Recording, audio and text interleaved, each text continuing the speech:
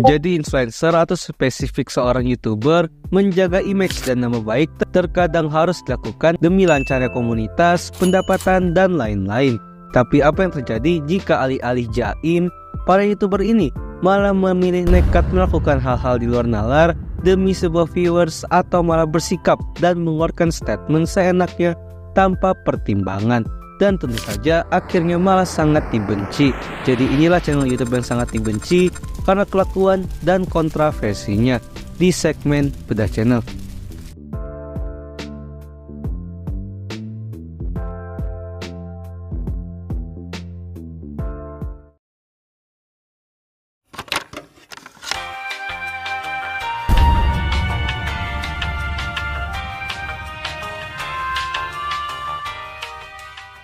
Konten kreator mukbang mungkin seharusnya menjadi sebuah channel favorit karena menjadi bahan-bahan tontonan para pengguna internet ketika sedang makan. Tapi ternyata alih-alih membuat menjadi enak ditonton, bagaimana jika malah menjadi menjijikan? Dan itulah yang terjadi pada sebuah channel asal Amerika Serikat bernama Nico Kado Avocado, di mana ia merupakan channel mukbang yang bisa dibilang memang aneh. Yang awalnya ia hanyalah seorang yang membuat konten-konten masak tapi berbasis vegan. So this is my first time ever making homemade kimchi, and I want to show you guys how I did this step by step. So before I do the tofu in, I have my tofu down here.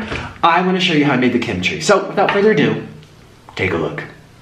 Tapi memang video-video lamanya itu sudah dihapus karena memang akhirnya ia memutuskan untuk tidak melanjutkan menjadi seorang vegan lagi. Sampai akhirnya ia menjadi konten kreator mukbang karena memang basisnya masih sama, yaitu konten makanan.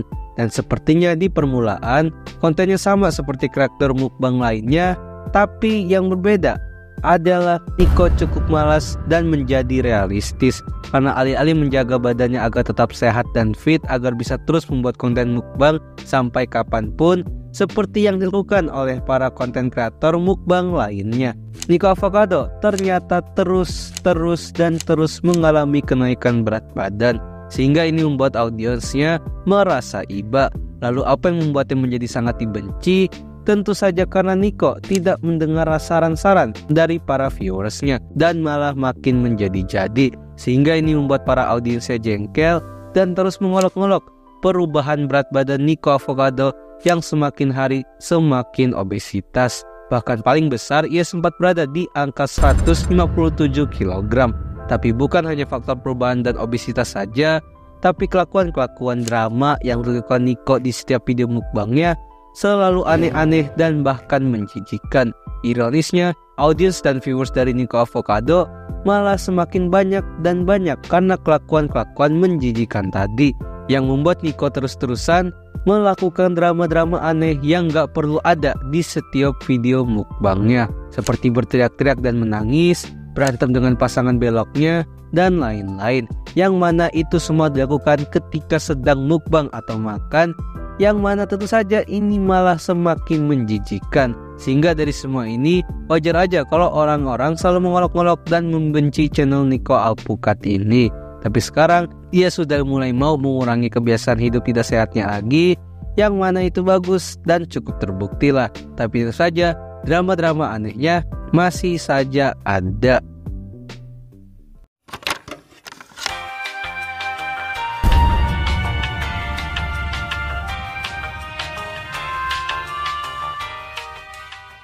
Untuk channel selanjutnya, sudah banyak kolom komentar yang meminta gua untuk membahas channel legend dan cukup terkenal pada masanya ini. Tapi alih-alih terkenal karena kontennya, tapi malah terkenal karena memang banyak dramanya. Siapa lagi kalau bukan channel Laurentius Rando yang memang merupakan salah satu sepuh YouTube juga. Dengan konten-konten vlog dan ciri khas beatboxnya yang asik pada zaman itu, sangat-sangatlah menghibur bagi para viewersnya.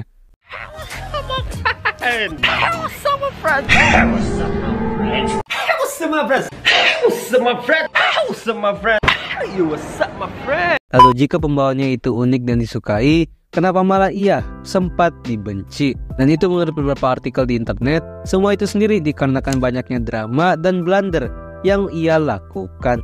Karena ternyata ia kerap kali membuat fansnya cukup kecewa, seperti menjual barang-barang pemberian para subscribernya. Lalu muncullah beberapa isu yang nggak enak. Yang pertama tentang gue ngejualin Meltime.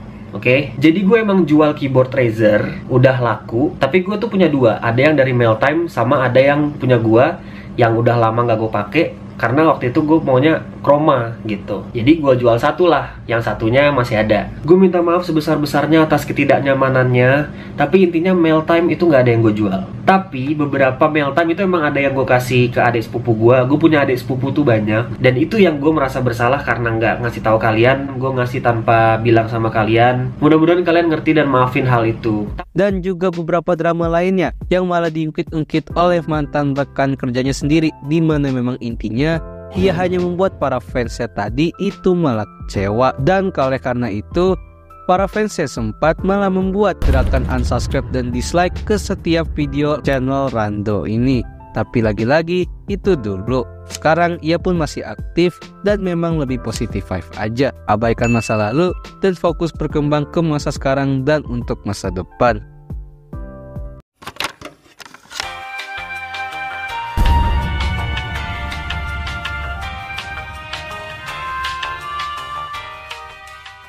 Channel gaming Minecraft yang menjadi favorit Gen Alpha sekarang ini ternyata telah menjadi pusat bual-bualan para netizen. Yap, Dream. Tapi bagaimana bisa channel Minecraft yang besar ini malah sangat dibenci? Sebelum itu, bagi kalian yang ingin tahu bagaimana channel Dream bisa besar dan bagaimana sejarahnya juga, itu udah pernah gue bahas di video ini. Jadi bisa cek aja. Tapi selain mendapatkan fans yang sangat banyak, ia juga mendapatkan haters yang sangat banyak juga. Ini sendiri dikarenakan kelakuan-kelakuan kontroversialnya yang sangat mengganggu. Seperti ternyata ia ketahuan menggunakan cheat pada konten-konten speedrun Minecraft-nya dan malah membela dirinya tidak bersalah. Membuat komunitas para fansnya melakukan voting update Minecraft yang mengecewakan. Dan juga tingkah-tingkah laku anehnya di platform Twitter atau X yang cukup di luar nalar. Seperti menggoda para fansnya yang masih di bawah umur dan lain-lainnya. Dan semua itu malah berefek pada video festivalnya yang harusnya biasa aja, tapi malah jadi bahan bualan dengan alasan tidak sesuai ekspektasi dan hal tidak nyambung lainnya. Dan itu semua malah makin didukung dengan kelakuan para fans sejatinya yang juga sama-sama aneh, karena kerap kali membuat fan art tentang Dream yang malah berbau-bau belok dan pelangi, yang mana itu tentu saja aneh. Sehingga ini membuat image dari channel Dream dan para fansnya itu sendiri menjadi sangat jelek dan tentu saja sangat-sangat dibenci. Tapi apakah memang channel Dream ini layak untuk dibenci? Silahkan komen menurut pendapat kalian. Terima kasih telah menonton video ini. Gimana? Apakah kalian termasuk orang yang membenci channel-channel yang gue masukin di video ini? Silahkan komen juga. Intinya faktor sebuah channel bisa dibenci itu banyak. Tidak hanya dibenci oleh orang-orang iri dan tidak jelas yang memang hidupnya hanya membenci orang-orang saja, tapi memang juga bisa disebabkan oleh kelakuan, blunder, dan kontroversial dari si kreator itu sendiri. Jadi kira-kira kasus channel apa lagi yang bisa gue bahas? Bisa banget buat request di kolom komen. Jadi jangan lupa subscribe Dazzle. Dah.